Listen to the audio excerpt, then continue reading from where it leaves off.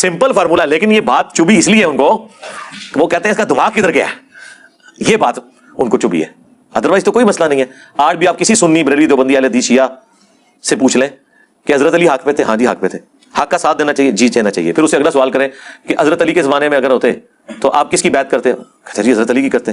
اور حضرت علی جب حکم دیتے کہ یہ میرے مخالفین کے خلاف تلوار اٹھاؤ تو تم کیا کہتے ہیں, میں نے تمہاری بات نہیں ماننی, تو بیعت ہی ٹوٹ جاتی, جاہلیت کی موت آپ مرتے. یہی ہونا تھا نا. تو انہوں نے کیا کہنا تھا, ہاں جی بالکل اٹھاتے. تو تلوار صرف خوارج پہ تو نہیں حضرت علی نے اٹھائی ہے, اہل شام پہ بھی اٹھائی ہے, اہل صفین پہ, اہل جمل کے اوپر. اس میں غلط بات کون سی ہو گئی ہے؟ نہیں آپ کیسے بھائی, ہم نے کہا ہم اس زمانے میں ہوتے تو اس زمانے میں تو ہم خود صحابی ہوتے, اور اس کے بعد آپ کو تو ہم یہ کہیں گے جب دو صحابہ آپس میں لڑ پڑے تو آپ تو نہیں بول سکتے. تو ایک صحابی انجینئر کو ایک 14ویں صدی کا مولوی کیسے پوچھ سکتا ہے؟ نیچرل بات ہے آپ کی ڈاکٹرن میں. اور مزے کی بات کہ سیم الفاظ امام ابو حنیفہ رحمۃ اللہ علیہ سے بھی ثابت ہیں کہ انہوں نے اپنے شاگردوں سے فرمایا, جانتے ہو اہل شام ہم سے کیوں بغض رکھتے ہیں؟ اس لیے کہ ہمارا یہ عقیدہ ہے کہ اگر ہم مولا علی کے زمانے میں ہوتے تو ان کے ساتھ مل کر حضرت معاویہ رضی اللہ تعالیٰ عنہ کے خلاف قتال کرتے. جی تو نبی اسلام نے جو کہا میرے اہل البیت کے ساتھ اس نے سلوک کرنا ہے, میں نے وہ پچھلے دنوں اس کے اوپر پوری ویڈیو ریکارڈ کرا دی ہے, تب یہ صاف کر دی ان کی. پھر اس طرح گلے پھاڑ پھاڑ کے چیختے ہیں, انسان کی عقل دنگ رہ جاتی ہے کہ وہ فرقے جن کو ان کے ابو جان نے کافر ڈکلیئر کیا تھا, احسان الہی ظہیر صاحب نے, ان کے ساتھ انہوں نے پینگیں بڑھائی ہوئی ہیں اور ایک تسبیح میں پروئے گئے ہیں. حالانکہ مجھے واللہ اس سے کوئی فرق نہیں پڑتا, میرے تو جوش کے اندر اضافہ ہوتا ہے جب میں ان کی چیخیں سنتا ہوں, ان بنو امیہ کے بندروں کی چیخیں. ہاں بالکل, یہ کہتے ہیں جی ہمیں بندر کہتے ہیں. ابھی بندر نبی الاسلام نے کہا ہے آپ لوگوں کو, اور بنو امیہ سے مراد سیدنا عثمان بن عفان رضی اللہ تعالیٰ عنہ یا سیدنا عمر بن عبد العزیز رحمہ اللہ تعالیٰ نہیں ہے. وہ لوگ تو 24 کیرٹ سونا ہے. ان کے پیچھے آپ اپنے ماموں اور ان کی اولاد اور ان کے جو بینیفیشری ہیں بنو زرقا, بنو امیہ, آل مروان, ان کو نہیں چھپا سکتے. بالکل یہ ذہن میں رکھیے گا. حضرت عثمان غنی رضی اللہ تعالیٰ عنہ کا نام لے کر ہم آپ کو یہ بدماشی نہیں کرنے دیں گے. رہا بندروں والا معاملہ, تو نبی صلی اللہ علیہ وآلہ وسلم نے خود ان کو بندر ڈکلیئر کیا ہے. المستدرک للحاکم میں صحیح سند کے ساتھ یہ حدیث موجود ہے. مسند ابی یعلا کے اندر بھی موجود ہے کہ نبی صلی اللہ علیہ وآلہ وسلم نے اپنی وفات سے چند دن پہلے ایک خواب دیکھا, اور ظاہر ہے کہ انبیاء کے خواب وحی الہی ہوتے ہیں. حضرت ابو ہریرہ رضی اللہ تعالیٰ عنہ کہتے ہیں کہ نبی صلی اللہ علیہ وآلہ وسلم نے خواب میں دیکھا کہ آل مروان بنو امیہ کے بندر ان کے ممبر کے اوپر اچھل کود رہے ہیں. اس کی وجہ سے نبی الاسلام سخت غمزدہ ہوئے, اور پھر اپنی وفات تک آپ کھیل کھلا کر کبھی مسکرائے نہیں ہیں. اس خواب کی وجہ سے جو آپ کو غیبی خبر دی گئی کہ آپ کے ممبر کے اوپر بنو امیہ کا, آل مروان کا قبضہ ہو جائے گا, اور وہ ہم نے دیکھا ہے 90 سال تک انہوں نے حکومت کی ہے. یہ خواب جو ہے وہ صحیح سند کے ساتھ ہے, احادیث کی کتابوں میں رپورٹ ہوا, تمام محدثین نے اسے انڈورس کیا. ہمارے استاد شیخ زبیر زئی رحمہ اللہ تعالیٰ نے بھی اسے نقل کیا, باقی محدثین نے بھی. اور حیران کن بات ہے, نبی الاسلام نے انہیں بندر کہا. بنو اسرائیل میں جب شریعت کو اپنی مرضی سے مولڈ کرنے کی باری آئی اصحاب سبت کی, اور انہوں نے باطل تعویلات کی, تو اللہ تعالیٰ نے انہیں بندر بنا دیا تھا. کونو قردۃ خاسئین, ہم نے کہا کہ پھٹکارے ہوئے بندر بن جاؤ, کیونکہ انہوں نے شریعت کو بدلا تھا. یہاں پر بھی آل مروان نے, بنو امیہ نے شریعت کا مذاق اڑایا, اہل بیت کو قتل کیا, سنت کو بدلا. نبی الاسلام نے کیٹاگوریکلی انہیں بندر کہا ہے, حالانکہ نبی الاسلام کو پتا تھا کہ اچھے لوگ بھی ہوں گے.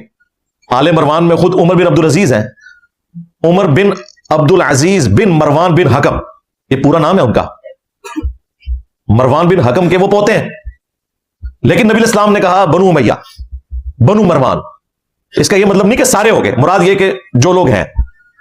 یہ جو مجھے کہتے ہیں نا یہ بنو امیہ کہتا ہے, تو بنو امیہ میں تو سیدہ ام حبیبہ بھی آتی ہیں, سیدنا عثمان بھی آتے ہیں, سیدنا عمر بن عبد العزیز بھی آتے ہیں. بھائی اتنی بڑی ہستیوں کے پیچھے تم لوگ چھپ رہے ہو.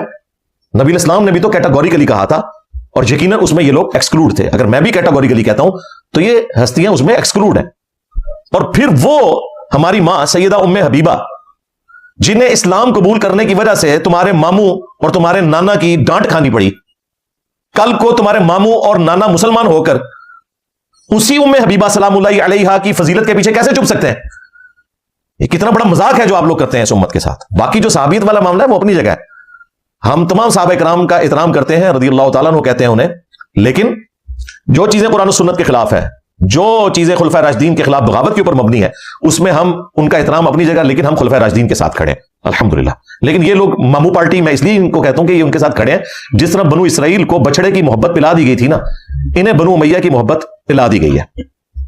और ये कोई लिहाज नहीं करते, चाहे बुखारी की हदीस हो, मुस्लिम की हो, पहले तो इनका चेहरे का फ्यूज उड़ जाता है।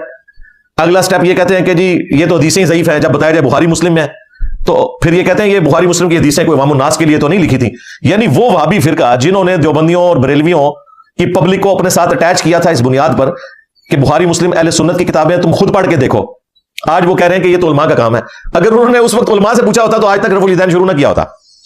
कितना खतरनाक खेल ये खेल रहे हैं। तो अल्लाह का शुक्र है, मैं कुरान और सुन्नत की रोशनी में चीजें खोलकर बयान करता हूं और कोशिश करता हूं कि एहतराम वाला मामला अपनी जगह रहे, वो अपनी जगह है, लेकिन यह नहीं हो सकता कि हम खुलफा राशिदीन के मुखालफीन की सपोर्ट करना शुरू कर दें खलीफा राशिद के मुकाबले के ऊपर। 2812 सही बुखारी, तक़्तुलुहुल फ़िअतुल बाग़िया यदऊहुम इलल्लाह व यदऊनहु इलन नार। अफसोस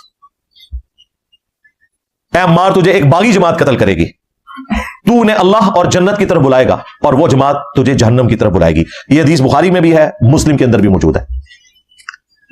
यह हदीस पढ़ के ये तर्जमा भी नहीं उर्दू में कर सकते, इसने तर्जमा किया और उससे पहले बोला एक हदीस घड़ी हुई, फिर उसको या ही के पकड़ा जाऊंगा, कहता नहीं मफहूम घड़ा हुआ। मफहूम ही नहीं कोई घड़ा हुआ भाई, मफहूम ही चली गया है कि अम्मार को फिया बागिया कत्ल करेगा, तर्जमा ही नहीं किया बागी जमात।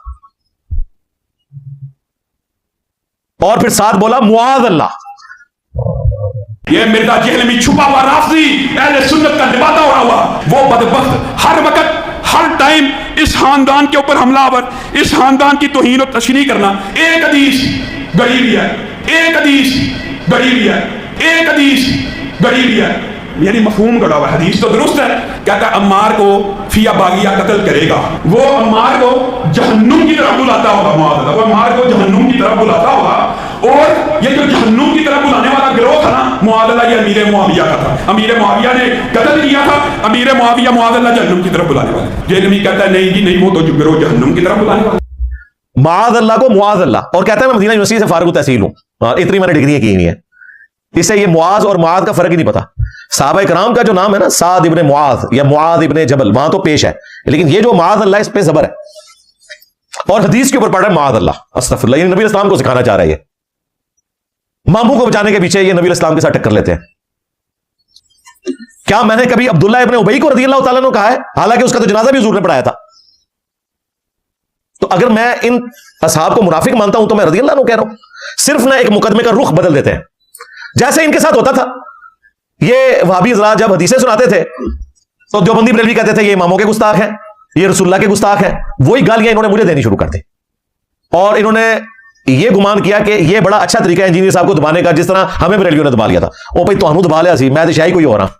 हाँ, मेरा नबी सा है ही कोई नहीं, तेरे बाबे थे शाही कोई नहीं।